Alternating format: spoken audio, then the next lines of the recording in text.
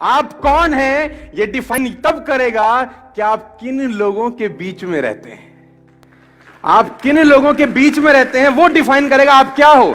नहीं तो लोग अंदाजा ही लगाते रहेंगे, ये ऐसा है, ये वैसा है, ये वो कहते हैं ना, you are the average of 5 people you spend the most time with.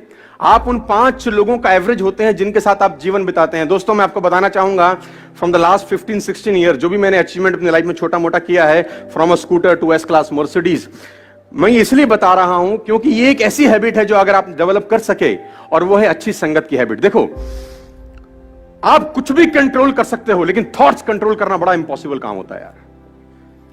कौन आदमी आपके कान में आके क्या बोल देगा, उससे आप कितना बर्बाद हो सकते हो, इसकी कल्पना आप कभी नहीं कर पाओगे।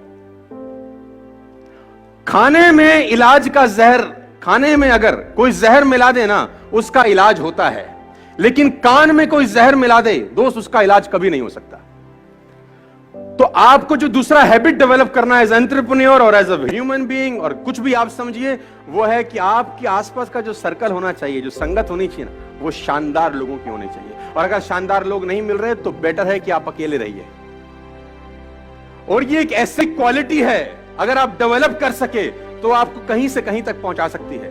आपकी संगत डिसाइड करती है आपका फ्यूचर क्या होगा। मैं आपको बता दूं, अगर आपके ग्रुप में 8 लोग हैं जो फिटनेस को लेकर बड़े जिज्ञासु हैं और फिटनेस को लेकर बड़े मोटिवेटेड रहते हैं, मैं गारंटी के साथ कह सकता हूं आपका पेट निकला ही नहीं होगा। चैलेंज है। और लेकिन अगर आपकी संगत में सब रहते हैं आड़े टेढ़े, आपका भी 15-20 दिन बाद हाल वही होने वाला है। A people is known by the company, सुना ना आप लोगों ने डालोगे, है ना, आदमी की पहचान उसकी संगत से होती है। देखो, और सारा का सारा खेल संगत का है। हम उस दिन भी तो सेकंड हैबिट आपको डेवलप करनी पड़ेगी, और वो हैबिट है हैबिट ऑफ गुड कंपनी। और देखो, बैड कंपनी आपको नुकसान करेगी। अब पता कैसे चलेगा गुड है कि बैड? बड़ा अच्छा क्वेश्चन है ये, किसी ने मुझसे पूछा। अब किसी के माथे पे लिखा होगा गुड है? मैं आपको बता देता हूं, बड़ा सिंपल फिलॉसफी है।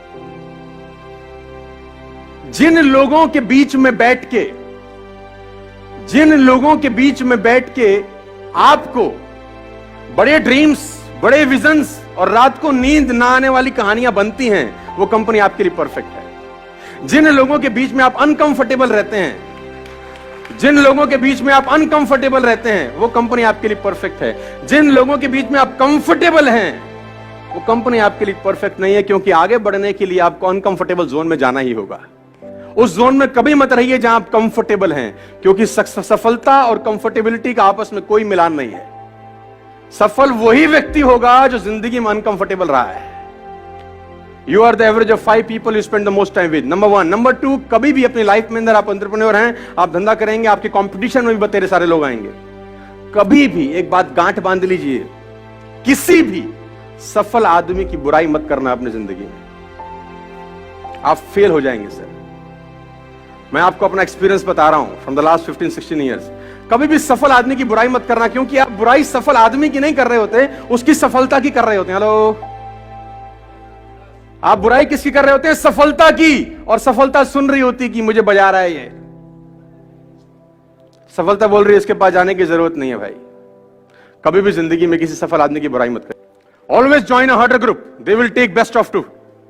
हमेशा हार्ड ग्रुप में ही रहिएगा सर। आप उस ग्रुप में रहिए जो आपसे हार्ड निकलवा सके। वो स्मार्टर ग्रुप में मत रहिए कि जहां आप सबसे स्मार्ट हों। देखिए, बड़ा सिंपल फिलॉसफी है। आप अगर 5 लोगों के नेटवर्क में रहते हैं और आप सबसे ज्यादा पैसा कमाने वाले हैं उन 5 लोगों में, अगर आप 5 लोगों के बीच में रहते हैं और आप उन 5 लोगों में सबसे ज्यादा पैसा कमाने वाले हैं और सबसे ज्यादा नॉलेज कमाने वाले हैं, तो उस ग्रुप को तत्काल छोड़ दीजिए, क्योंकि वो लोग आपका फायदा उठा रहे हैं, आपका नुकसान हो रहा है। अगर आप 5 लोगों के बीच में हैं जिसमें सबसे ज्यादा नॉलेज आपके पास है, लेकिन आप चौधरी तो रहेंगे उसमें, है ना, उसमें आपको कंफर्टेबिलिटी है कि सामने वाला कुछ भी पूछेगा, आपके हमें सब पता है भाई, लेकिन आपका लॉस है, आपकी ग्रोथ नहीं होगी। आपकी ग्रोथ वहां होगी, उस ग्रुप में होगी जिसमें आपके पास सबसे कम नॉलेज है। सीखने का मजा सबसे ज्यादा वहीं होगा जहां आपके पास नॉलेज। बात समझ में आई?